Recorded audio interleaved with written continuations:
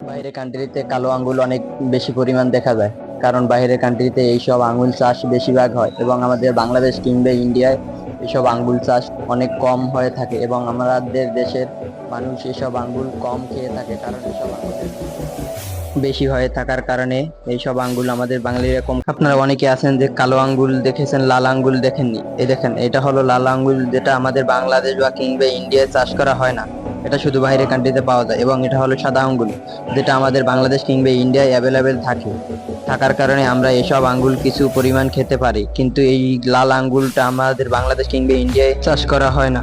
একটা তরমুজ খেতে দেখেন কি পরিমাণে তরমুজ চাষ করা হয়েছে, এটা আমাদের বাংলাদেশ কিংবা ইন্ডিয়ায় চাষ করা হয় না, এটা হয় বাংলা বাহিরের কান্ট্রিতে চাষ করা হয়।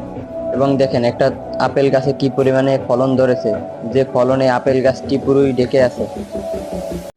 দেখেন বন্ধুরা, একটা কলা গাছে কি পরিমাণে কলা ধরেছে, যে কলা ধরার কারণে আকাশ থেকে মাটি পর্যন্ত কলা, এত পরিমাণে কলা হওয়ার কারণে কলাগুলি অনেক ছোট ছোট হয়ে থাকে।